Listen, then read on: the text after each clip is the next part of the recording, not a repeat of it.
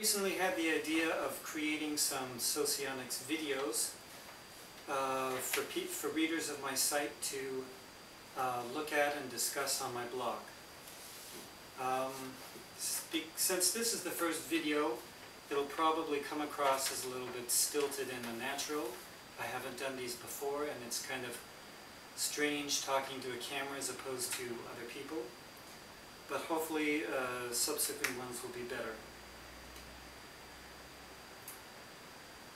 The problem with making these videos is that I'm actually long past the stage where I was actively studying Socionics, reading Socionics literature, talking to other Socionics in person, and attending Socionics events. During that stage, I could have told you a lot more about specific Socionics ideas, about theories that are popular, or about new theories that have come up at conferences and other places.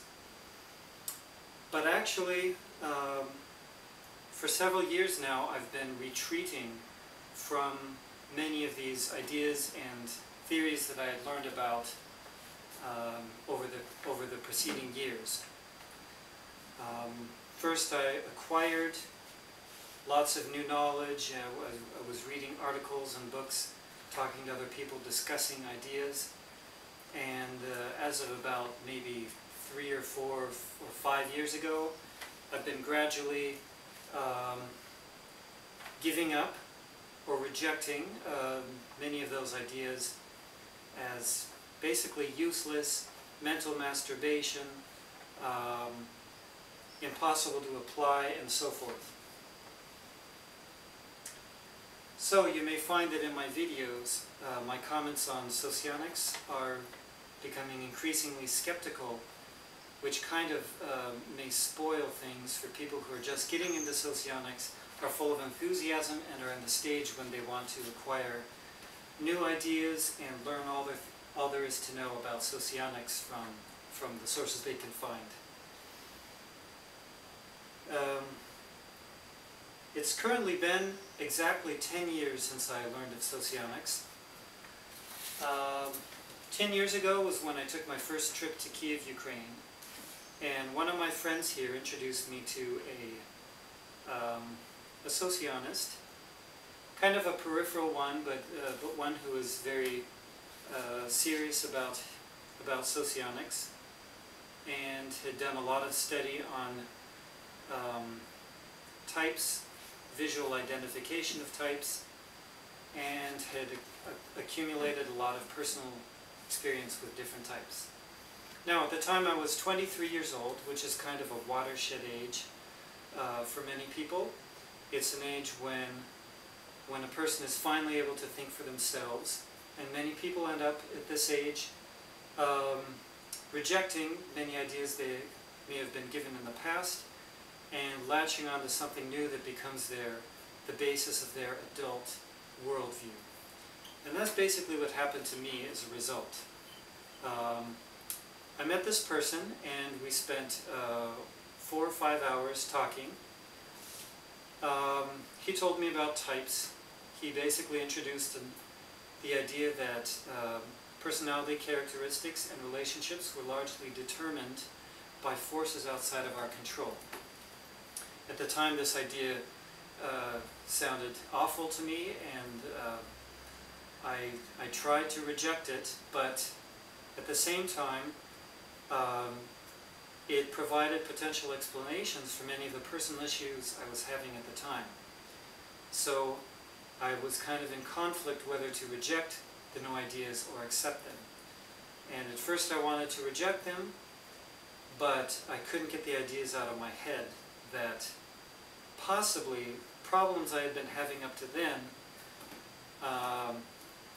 could be explained simply using these deterministic patterns and laws, so to speak, rather than appealing to things like my personal will or effort or personal development, whether I was doing well at building relationships with other people, and so on, which is actually a much more complicated way of explaining things that happen between you and other people, and things that are happening inside of yourself. Basically, after our first meeting, I got online and looked up Socionics in Russian, and found some articles that weren't actually very good, but that was about the best that existed at the time. And I read different type descriptions and decided that I was EII. In fact, I was so quick to type myself and so sure of it that I decided that that I would have this sociologist whom I recently met type me, and if he didn't type me as EII, I decided that it was all BS, or that what he knew on the subject wasn't enough to help me. So basically I created this little mental criterion for whether I would take Socionics seriously or not. And I decided to go back to this person and provide him with photographs of myself and my most recent girlfriend. Now, just to make clear, typing people by photographs is not a mainstream Socionics method. However, the first Sociologist I met happened to be one of those who does their typing almost exclusively by photograph. Now, this is actually quite rare, and people shouldn't get the impression that this is a normal Socionics procedure.